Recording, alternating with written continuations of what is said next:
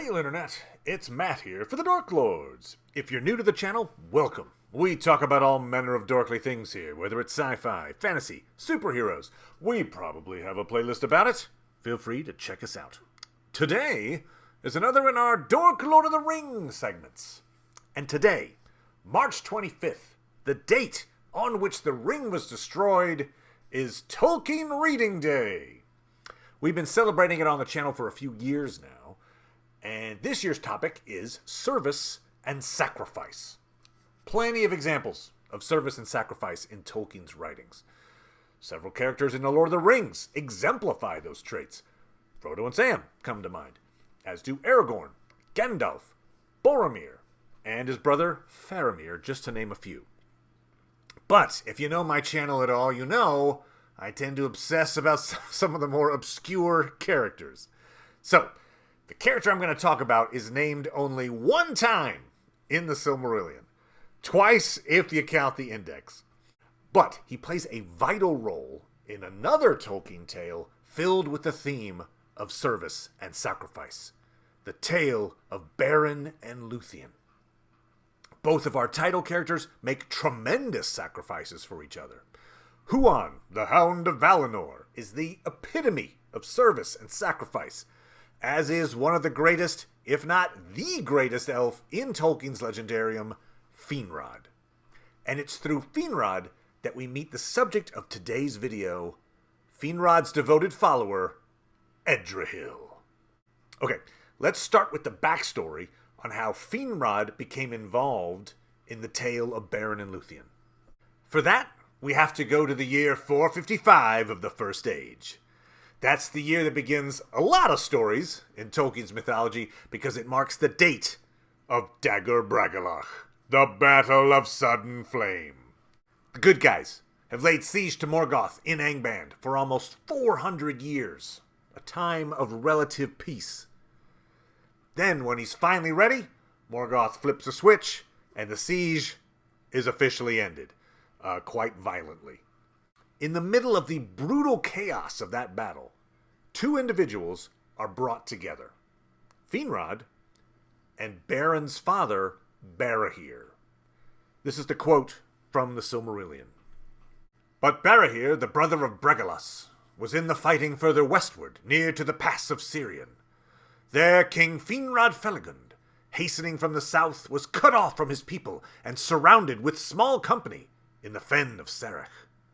And he would have been slain or taken, but Barahir came up with the bravest of his men and rescued him, and made a wall of spears about him, and they cut their way out of the battle with great loss.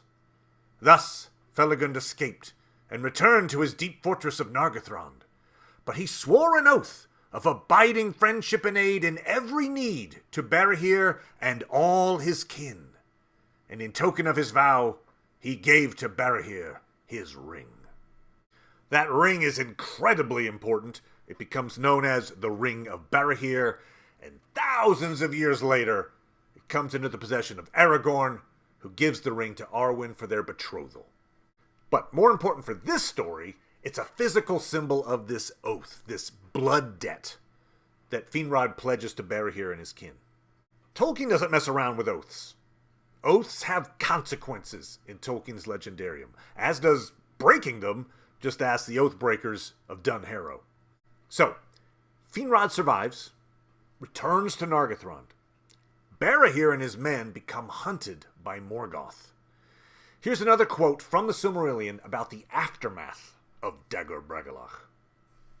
But none ever saw again the men that they had left, for these were slain one by one, until at last only 12 men remained to Barahir, Beren his son, and Beregund and Belegund his nephews, the sons of Bragollach, and 9 faithful servants of his house, whose names were long remembered in the songs of the Noldor.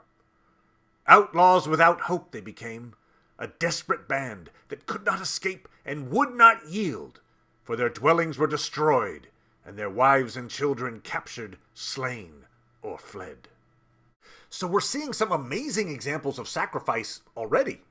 I'll come back to these outlaws for a quick point at the end of the video, but for now, I'll just say that the outlaws are betrayed by one of their own, the aptly named Gorlim the Unhappy, who is captured by Sauron. His story's actually very tragic. I've done a video on him if you're interested. But he is killed, as are all of the outlaws, except for Beren. The captain of the orc raiding party takes the deceased Barahir's hand with the ring still on it, as proof of the deed. Beren tracks him down, slays him to avenge his father's death, and retrieves his father's hand, and as you might guess, the ring, which he now wears. Hence, a few years later, when Beren, the son of Barahir, shows up at Finrod's front door in Nargothrond, bearing the ring, symbolizing the oath, Finrod knows that he must aid Beren in his quest to retrieve a Silmaril for Morgoth's crown. Beren has been given this seemingly impossible task by King Thingol as a prerequisite to marrying his daughter Luthien. Interestingly, Finrod has foreseen his own death as a result of this oath. But because he's Finrod, he holds to his oath anyway. From the Silmarillion. Thus Beren came before King Finrod Felagund, and Felagund knew him, needing no ring to remind him of the kin of Beor and of Barahir. Behind closed doors they sat. Beren told of the death of Barahir, and of all that had befallen him in Doriath, and he wept, recalling Luthien and their joy together. But Felagund heard his tale in wonder and disquiet, and he knew that the oath he had sworn was come upon him for his death, as long before he had foretold to Galadriel. Galadriel being Finrod's sister. So, Finrod tries to rally his people to Barahir's cause. I made an oath, I intend to uphold that oath, and I need my chieftains to aid me. But there's a problem. A political problem. Two of the sons of Feanor have been staying at Nargothrond, Celegorm and Curufin. Incidentally, Curufin is Celebrimbor's dad. They've made an oath of their own to take the Silmarils, by force if necessary, from anyone withholding the Silmarils from them, good or bad. Hence, they can't really get behind Beren's quest. Plus, they see an opportunity to steal the crown, and potentially rule Nargothrond if Finrod is out of the way. The chieftains side with the sons of Feanor, leaving Finrod to fulfill his oath on his own. If only there was someone to step up. Enter Edrahil.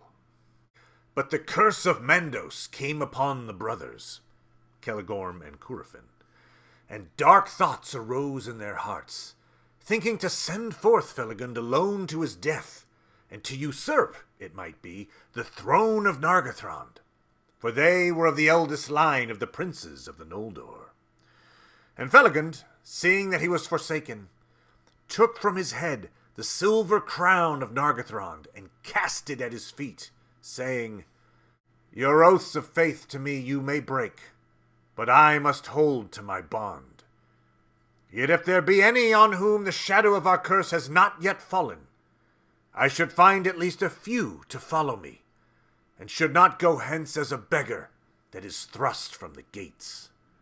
There were 10 that stood by him, and the chief of them, who was named Edrahil, stooping, lifted the crown and asked that it be given to a steward until Felagund's return. "For you remain my king, and theirs," he said, "whatever betide."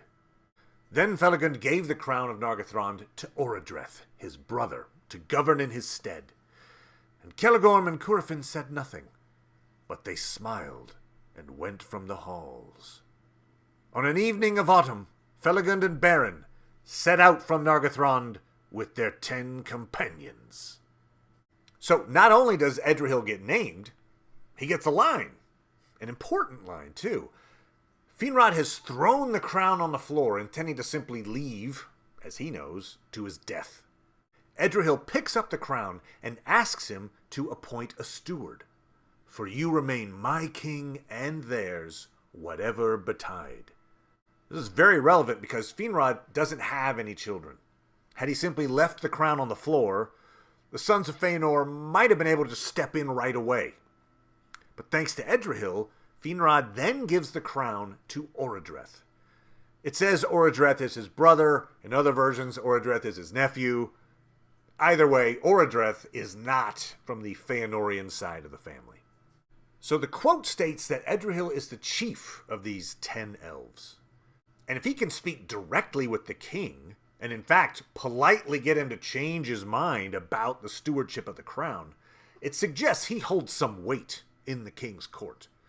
Something like a captain of the guard level position. And it also suggests that he's a Noldor elf, who probably followed Finrod from the west to Middle-earth before the First Age. And when he says, whatever betide, he knows they're probably gonna die. He doesn't need Finrod's gift of prophecy to guess that this is a one-way trip. And let me take a moment to also give credit to the other 9 elves who volunteered for this suicide mission, though they are never named. And since Edrahil is their leader, I'll have him stand in for the group. So, our Dirty Dozen sets out into enemy territory. Beneath the shadowy mountains, they came upon a company of orcs and slew them all in their camp by night, and they took their gear and their weapons. By the arts of Felagund, their own forms and faces were changed into the likeness of orcs, and thus disguised they came far upon their northward road, and ventured into the western pass. But Sauron in his tower was ware of them, and doubt took him, for they went in haste, and stayed not to report their deeds, as was commanded to all the servants of Morgoth that passed that way. Therefore he sent to waylay them, and bring them before him. Our company of 12 survives their first challenge unscathed, then disguise themselves as orcs to get past the checkpoints. But Sauron realizes they're breaking protocol and has them captured. I picture an orc lieutenant standing next to Sauron saying, "It's an older code, sir, but it checks out. I was about to clear them." What follows is an amazing one-on-one wizard's duel between Finrod and Sauron, in which Finrod performs admirably, but ultimately loses. And Sauron, seeing this impressive display and the bravery of this unit, wants to know who he's captured. Then Sauron stripped from them their disguise, and they stood before him naked and afraid. But though their kinds were revealed, Sauron could not discover their names or their purposes. He cast them therefore into a deep pit, dark and silent, and threatened to slay them cruelly, unless one would betray the truth to him. From time to time, they saw 2 eyes kindled in the dark, and a werewolf devoured one of their companions. But none betrayed their lord. Wow. This is the stuff of nightmares. Imprisoned in a deep pit, no light, helplessly waiting for the next victim to be torn to pieces by a werewolf. The sheer terror of hearing your friends dying in agony, knowing you will soon be facing the same fate, it's horrible. It must be tempting to hope that somehow you could live a little bit longer if you tell Sauron what he wants to know. And these elves know they're under the doom of Mandos. They're not getting reincarnated. As it happens, Finrod is brought back, but he is a rare exception. These are desperate times for Edrahil and the others, but none of them breaks. And true to his word, Sauron has them all slain. In the pits of Sauron, Beren and Felagund lay, and all their companions were now dead. But Sauron purposed to keep Felagund to the last, for he perceived that he was a Noldo of great might and wisdom, and he deemed that in him lay the secret of their errand. But when the wolf came for Beren, Felagund put forth all his power and burst his bonds, and he wrestled with the werewolf and slew it with his hands and teeth. Yet he himself was wounded to the death. Then he spoke to Beren, saying, "I go now to my long rest in the timeless halls beyond the seas and the mountains of Aman. It will be long ere I am seen among the Noldor again, and it may be that we shall not meet a second time in death or life, for the fates of our kindreds are apart. Farewell."